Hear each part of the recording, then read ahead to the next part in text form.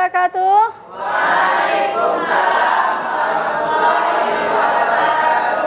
Bagaimana kabarnya hari ini? Alhamdulillah. Jadi hari ini kita lanjut lagi ke topik kita, ya, yaitu materinya tentang konsep dasar komunikasi efektif dan penggunaan bahasa yang baik dan benar. Ya, tapi seperti biasa, sebelum kita mulai membahas teori kita, terlebih dahulu kita absensi kehadiran dulu ya. Ahmad Farel, Alfirida, Alia Rahma, Alivia Jalila, Alisa Farah, Angga Dwi Pratama, Khairunisa, Dea Olivia. Jadi hari ini topik kita adalah konsep dasar komunikasi efektif dan penggunaan bahasa yang baik dan benar. Ya. Oke. Ada tujuan pembelajaran, ada 4 di sini tujuan pembelajarannya. Yang pertama adalah memahami konsep dasar komunikasi efektif. Kita harus paham betul apa itu konsep dasar komunikasi efektif. Kemudian tujuan yang kedua adalah menjelaskan unsur-unsur komunikasi. Ada berapa unsur-unsur komunikasi? Nanti akan kita bahas. Yang ketiga, mengidentifikasi ciri komunikasi yang baik. Bagaimana cara kita mengidentifikasi sebuah komunikasi itu menjadi baik. Dan menerapkan kaedah bahasa yang baik dan benar. Ya, setelah kita mengetahui, kita terapkan. Oke. Sebelum memulai kegiatan, kita lakukan pretest dulu ya.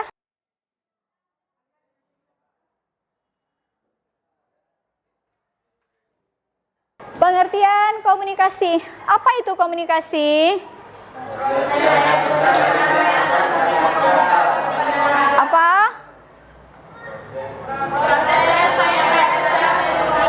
Proses penyampaian ya, proses penyampaian pesan dari komunikator ke komunikan.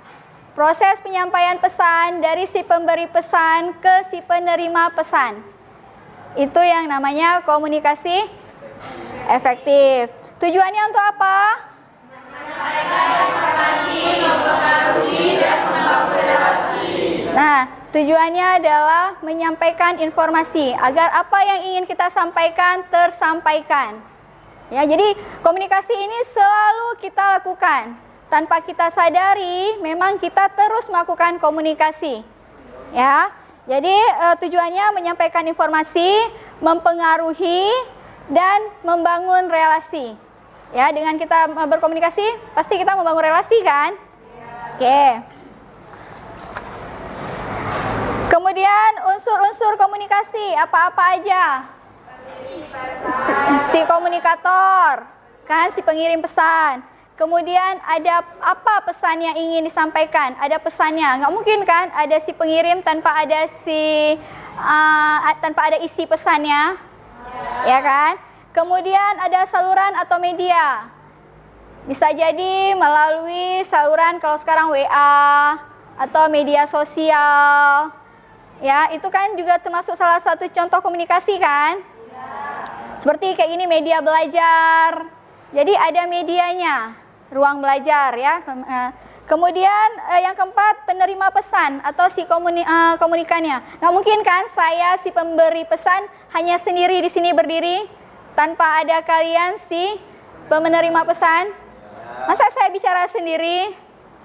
Tidak ada feedbacknya ya. Oke. Kemudian ada umpan balik. Setelah saya berbicara dengan kalian, setelah saya memberikan pesan, setelah saya berbicara, pesan itu saya sampaikan, pasti kalian akan menjawab kan? Nah, itu umpan balik. Kemudian ada gangguan atau noise. Ya. Itu efek dari komunikasi tadi. Nah, konsep komunikasi efektif. Kita lihat bagaimana konsepnya. Pesan diterima dengan jelas, akurat, dan dipahami. Jadi pastikan pesan itu dapat diterima dengan jelas, akurat, dan si penerima itu mudah pahamnya. Ya, jangan nanti kita asal menyampaikan pesan. Jadi dipastikan bahwa pesan itu jelas, akurat, dan mudah dipahami. Kemudian kita lihat lagi, dia meminimalkan gangguan, ya, meminimalkan kesalahan-kesalahan itu dalam kita menyampaikan informasi. Kemudian adanya timbal balik yang sesuai. Setelah ada si pemberi informasi menyampaikan, si penerima kan yang memberikan ini ya, timbal baliknya ya, jawabannya ya. Oke, jelas sampai di sini? Oke, kita lanjut. Jenis-jenis komunikasi. Ya, ada komunikasi verbal, ada non verbal. Apa aja komunikasinya? Verbal, non verbal, apa lagi? Visual, digital. Nah, ini adalah yang selalu kita geluti. Ya, di sini selalu kita menggunakan ini. Contoh verbal apa? Kita menyampaikan informasi secara lisan dan tulisan. Oke, itu secara verbal. Kalau non verbal bagaimana? Kita menggunakan bahasa tubuh atau kode-kode. Ya, kita mengangguk, kita menjawab iya, kita menggeleng, mengatakan tidak dengan bukti kita menggeleng. Itu bahasa tubuh. Kemudian visual. Visual itu seperti apa? Gambar, simbol, ya. Kemudian digital, media sosial, ya, email, itu WA, itu adalah secara digital. Ya, jadi udah semua kan ngelakuin ini? Ada nggak yang belum ngelakuin ini? Yang belum melakukan ini ada? Nggak ada ya. Berarti setiap hari, setiap saat kita melakukan komunikasi. Oke.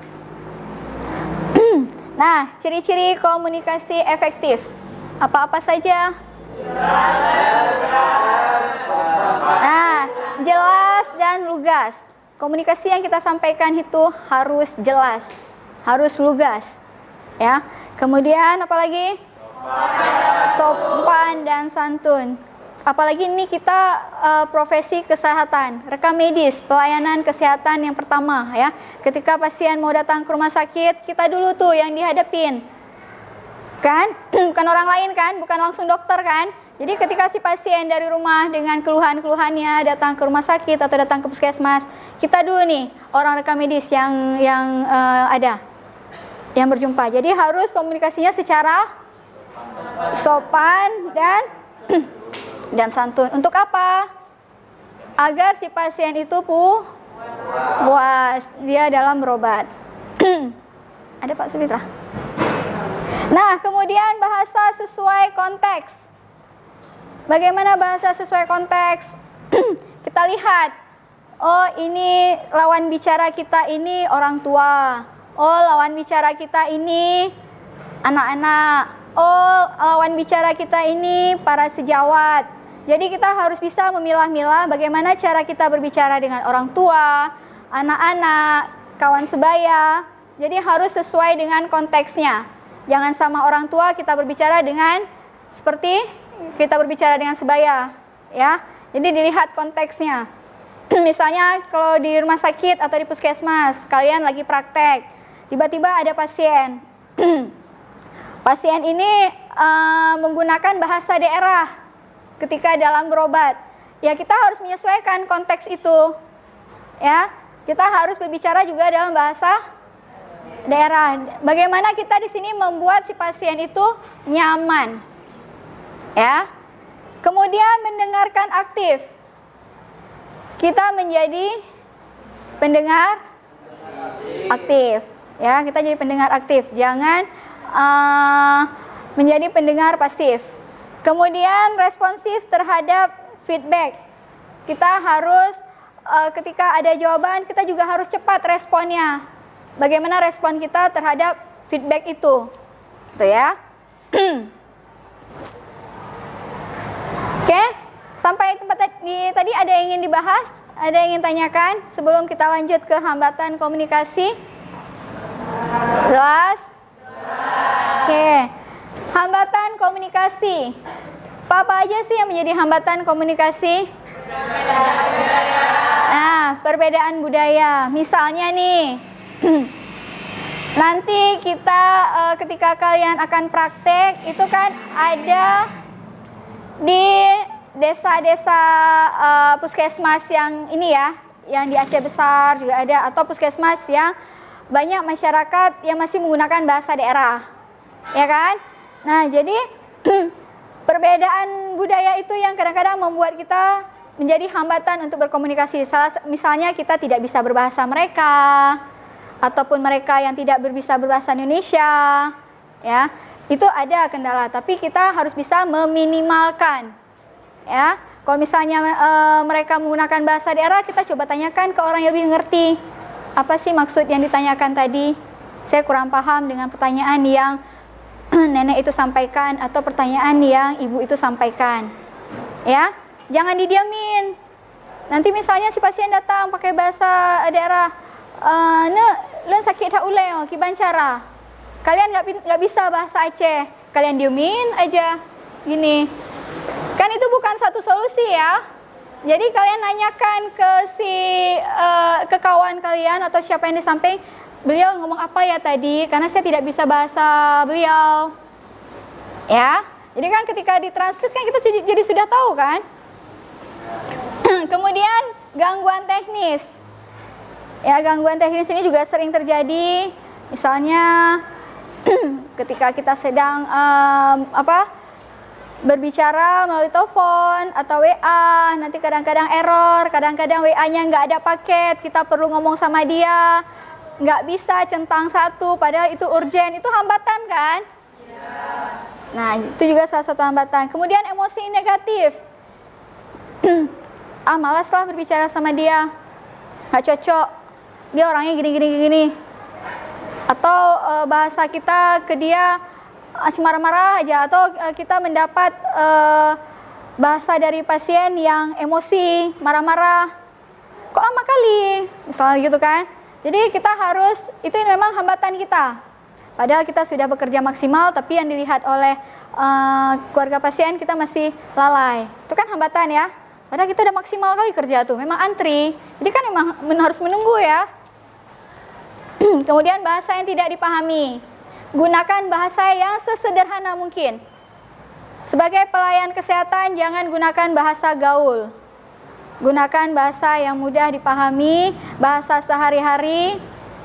Hindari bahasa gaul. Apalagi remaja sekarang cukup banyak bahasa gaulnya. Ya kan? Kemudian asumsi prasangka.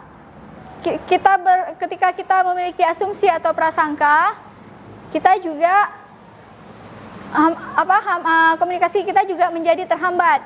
Alah, malas sekali ngomong sama dia, nggak cocok. Jadi kan kita sudah menarik diri nih ceritanya. Si pasien itu juga, alah, lonjak kenan. Kakaknya hanai kem. Jadi dia sudah berprasangka yang buruk dulu. Jadi itu menjadi penghambat komunikasi juga. Ada pertanyaan? Lanjut. Oke, penggunaan bahasa yang baik dan benar. Nah, sesuai kaedah EYD ya.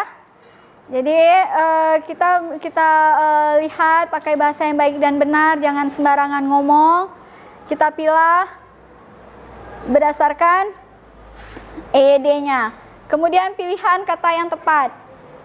Oh, ini kita sedang menjumpai lansia. Bagaimana cara kita berbicara dengan mereka? Kita pilih dulu, pilihan kata kita seperti apa. Oh, ini sebaya sama kita, bagaimana kita harus berbicara. Oh, ini adik-adik kita, bagaimana kita, kan itu beda-beda ya. Tingkatan cara kita berbicara kan beda. Nggak kita samakan antara orang tua, anak-anak, dan sebaya itu nggak kita samakan kan cara kita ngomong. Hai, sakit apa? Nggak ada gitu kan. Nah, jadi harus dipilih-pilih dalam berbicara dengan si pasien. Struktur kalimat yang runtut.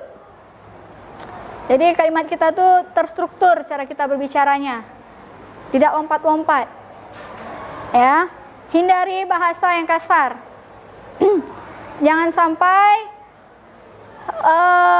si pasien itu malas berobat atau malas dia datang ke tempat pelayanan kesehatan gara-gara berodat lonjak gede karena awak cok kartu je bingkeng-bingkeng atau cok kartu je bengeh-bengeh, marah-marah. Biasanya kan kayak gitu kan, nggak mau saya malas sekali karena muka yang ambil kartu tuh marah-marah. Jadi hindari itu, kita garda terdepan kesehatan. Si pasien kalau akan ke puskesmas pasti kita duluan yang akan dijumpai. Jadi walaupun kita di rumah punya problem, ya tolong ditutupi. Problem di rumah tinggalkan di rumah. Kalau kita sudah berada di lingkungan rumah sakit, di lingkungan puskesmas atau lingkungan kampus, yang ada di rumah itu tinggalkan dulu. Ya, jadi sekarang ini kita posisinya di kampus loh. Berarti ya kita harus seperti nuansa di kampus. Oh, ini lagi praktek di puskesmas. Berarti kita harus siap untuk melayani pasien. Begitu juga kalau sedang praktek di rumah sakit, harus siap untuk melayani pasien. Masalah yang ada di belakang tinggalkan. Jangan nanti berefek ke si pasien. Perbedaan bahasa lisan dan tulisan. Ayo, siapa yang tahu nih? Perbedaan bahasa lisan dan tulisan. Apa? Ayo.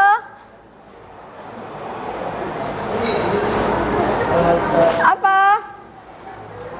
Bahasa lisan apa? Dia fleksibel, ya. Fleksibel, dipengaruhi oleh nada. Nadanya tuh bisa kita tentukan sendiri, mau nada tinggi, mau nada rendah. Ya, kemudian bisa spontan. Ini kan saya menyampaikan secara spontan kan? Ya. Betul? Kenapa diam sekali, ngantuk? Jadi kita di sini sama-sama saling sharing. Saya juga tidak menggurui, ya. Mungkin apa yang kalian tahu juga kalian bisa sampaikan ke saya. Oke. Kemudian bahasa tulisan. Bahasa tulisan lebih baku ya. Karena dia sesuai kaedah EYD. Dia bahasa tulisan lebih baku. Dipengaruhi oleh struktur. Dia juga kan kalau tulisan kan kita terstruktur SPOK. Ya kan? Nggak bisa kita loncat-loncat. Butuh perencanaan. Ketika kita akan menulis, kita juga harus punya konsep. Harus punya rencana dulu, jangan asal menulis. Konsep, ya. Harus kita persiapkan dulu konsepnya. Etika komunikasi dalam bahasa. Bagaimana etika kita dalam berbahasa? Etika. Nah, hindari bahasa merendahkan. Contohnya? Apa contohnya? Satu orang? Masa kamu tanya gitu ketika ada pasien? Kan ini si pasien datang. Ya, ada contoh lain? Ada contoh lain? Ada contoh lain? Ayo aktif. Ayo, ada contoh lain? Untuk pasien yang berobat BPJS silakan ke sebelah aja ya. Nah, itu kita meremehkan kan? Ada lagi? Oke, jadi kita hindari ya. Jadi misalnya berbicara bahasa yang baik dan benar. Pak, ada apa yang bisa saya bantu? Apa kendalanya? Mau berobat apa? Jangan melihat orang, oh ini kayaknya bajunya orang-orang nggak mampu nih. Nggak boleh kita gitu. Ya. Kemudian gunakan sapaan yang sesuai. Assalamualaikum. Kita kan nanggro Islami ya. Dimulai dari salam. Assalamualaikum Pak. Ada yang bisa dibantu? Sakit apa? Nama Bapak siapa? Nama Ibu siapa? Oke. Kalau perlu sama adik-adik begitu juga. Misalnya ada anak-anak kecil sakit. Assalamualaikum Dek. Sakit apa Dek? Jadi dengan ada yang kita berbicara seperti itu berarti kita mengajarkan etika komunikasi kepada seorang anak yang lebih kecil. Karena dia mencontoh kita. Kemudian hormati pendapat. Misalnya si pasien itu punya pendapat, atau kawan-kawan kita di sini punya pendapat, kita hormati walaupun terkadang terjadi perbedaan pendapat. Ya, misalnya kita nggak setuju nih dengan pendapat dia, kita hormati, tapi kita cari pembelaan yang masuk akal dia. Misalnya, ya dia salah, tapi dia kok keras sekali ya, kok dia bersikukuh dengan pendapat dia. Ya kita hormati itu pendapat dia, tapi kita cari bagaimana cara kita untuk membuka pikirannya bahwa ini loh sebenarnya yang benarnya, gitu. Kemudian jangan memotong pembicaraan.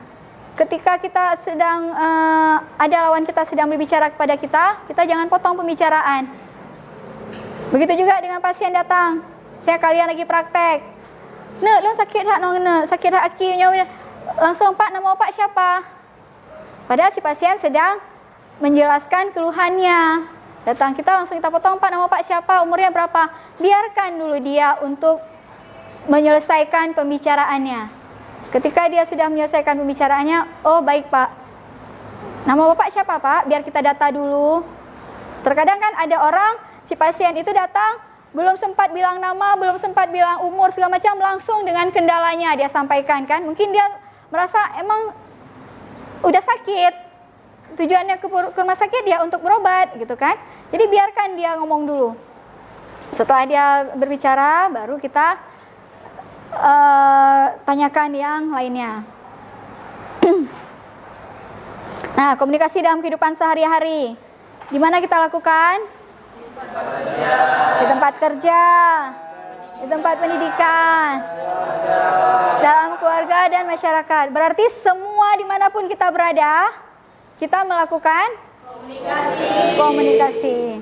Jadi tanpa kita sadari dimanapun kita berada, kita melakukan komunikasi. Baik itu misalnya ini pegang HP nih, kan komunikasi. Kita hanya mengangguk saja, berarti kita juga sudah komunikasi. Oke. Komunikasi di era digital. Ya. Sekarang ini di teknologi yang semakin canggih ini, kita juga harus hati-hati dalam menggunakan chat atau email. Nggak bisa sembarangan, apalagi sekarang kita sudah ada undang-undang undang-undang apa? IT ya. Jadi kalau sembarangan menggunakan itu nanti bisa dikenakan sanksi dan hukuman. Jadi hati-hati dalam menggunakan chat. Kemudian emoji. Kalau sekarang saya menggunakan chat, di screenshot bisa jadi bukti kan? Nah, makanya hati-hati. Kemudian emoji dan singkatan harus proporsional. Kita sedang WA seorang dosen, Bu, besok ada jadwal masuk, kira-kira Ibu bisa masuk? Kita buat jadwal lope, mungkin nggak? Nggak sopan kan?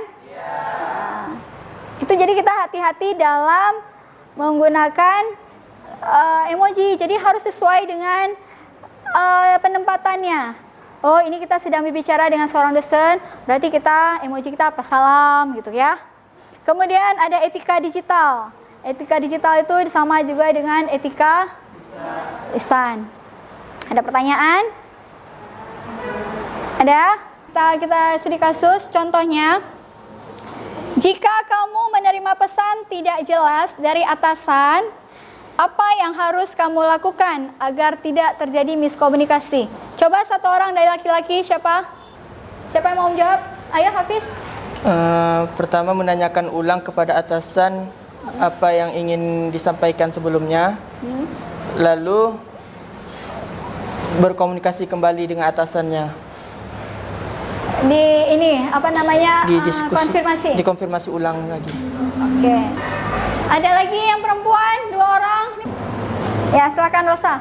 Jadi misalnya saya tidak paham dengan materi yang kemarin dosen memberikan. Jadi saya akan menghubungi kembali dengan dosen tersebut, menanyakan penjelasan ulang dengan materi yang kemarin. Jika terjadi miskomunikasi antara atasan dan pekerja, hal yang bisa dilakukan adalah mengkonfirmasi ulang. Apabila ada informasi yang kurang tepat yang diberikan oleh atasan, bisa didiskusikan kembali supaya informasi yang diberikan jelas dan detail.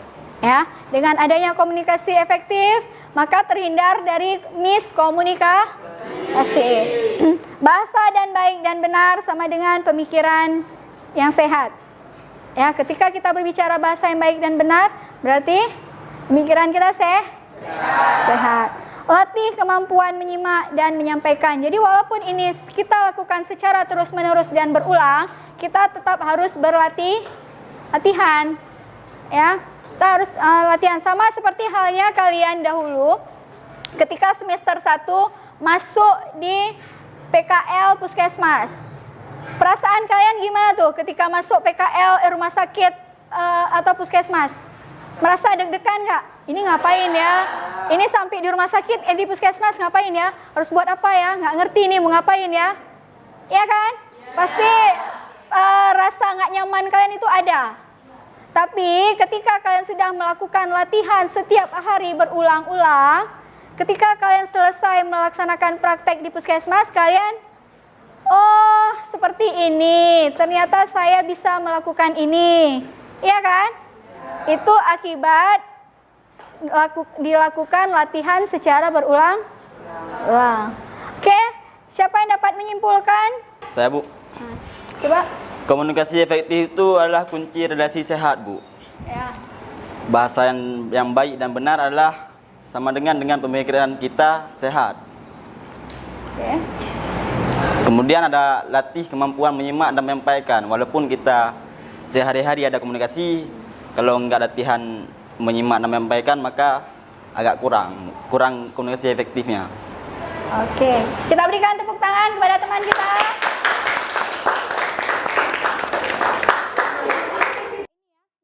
Dan sekarang kita lanjut post-test atas apa yang sudah kita pelajari tadi. Oke, silakan dijawab.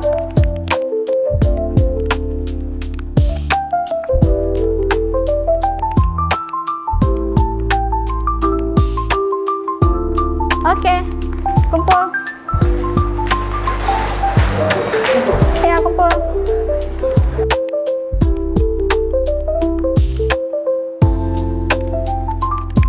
Untuk pertemuan hari ini, lebih dan kurang saya mohon maaf. Wabillahi taufiq wal hidayah. Wassalamualaikum warahmatullahi wabarakatuh. Waalaikumsalam warahmatullahi wabarakatuh.